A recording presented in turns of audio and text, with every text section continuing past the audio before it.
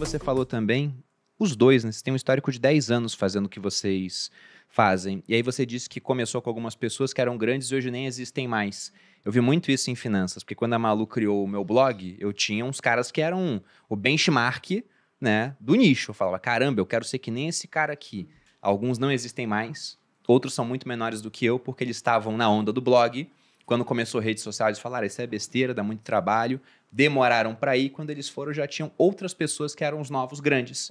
E que se não se cuidarem, daqui a pouco ficam para trás também. Porque se eu pego em finanças, o único cara que eu acompanho desde que eu comecei a me interessar pelo assunto, e ele tem um desempenho memorável até hoje, é o Gustavo Cerbasi. É o único que passou no filtro do tempo. O restante, todos, eles ficaram pelo caminho. Ou ainda continuam, mas são muito menores do que eram lá atrás, porque eles demoraram a se adaptar. Se você for analisar, assim, acho que num gráfico, pro Bruno ficar feliz do que eu tô falando. Se você for analisar num gráfico a curva de crescimento dos negócios, você vai ver que todo mundo espera que seja sempre exponencial. Então, você pega, né, tem aquele esforço, aí você começa a subir, aí aquela curva de foguete, que você sobe, vai. Mas não é assim que o mundo dos negócios funciona. Então, você sempre vai ter alguns pontos de inflexão, principalmente com o passar do tempo. Porque quando eu tô no começo, eu boto uma carga de esforço determinada, vou ter um nível determinado de resultado, normalmente é sempre muito difícil.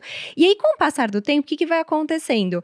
De repente, aquele esforço, né, se eu fiz tudo certo, se eu passei por esses 4 que eu concordo plenamente com Ladeira, que realmente a gente tem esses 4 pilares, quando a gente fala de marketing e vendas, mas você vai crescendo e aí sim você sente, de repente você fala, nossa, ganhei na vida, surfei a onda. E aí, o que muitos grandes fizeram e por que eu acho que eles ficaram no meio do caminho? Eles tem um ponto de inflexão que você tem um crescimento desacelerado. Isso faz parte também do ciclo do negócio. E o primeiro ponto é a acomodação. É você sentar no trono e falar assim, não, eu já entendi a fórmula do que eu tenho que fazer para dar certo. Então, Cheguei agora, lá.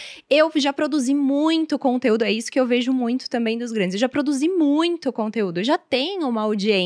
Eu já sei o que fazer para dar certo, mas o que fazer para dar certo é algo que muda o tempo inteiro. Então, você não pode se acomodar. E isso passa muito pela humildade também, de você se colocar numa posição de aprendiz, tanto para aprender com os seus pares do mercado, inclusive com os iniciantes, para você requestionar as suas estratégias e validar se o que você faz precisa continuar sendo feito, se você tem que pivotar a estratégia.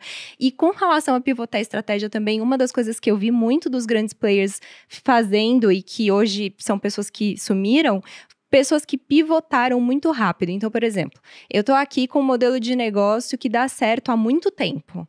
E aí, eu tive uma grande eureka. Eu falei, não é mais isso daqui que vai funcionar. É isso daqui que vai funcionar. O que eu faço? Ao invés de eu, né, dividir os meus esforços inteligentemente, testar isso daqui aos poucos, eu desligo completamente o que está dando certo e eu vou pivotar porque eu vi uma luz e agora isso daqui não funciona mais. E aí muita gente quebra assim, e eu acho que, de novo, isso é um problema de falta de humildade. Por quê? Porque você acha que você nunca mais pode dar errado a partir do momento em que você deu certo uma vez. Então, para quem está escutando aqui, isso será algo prático, né?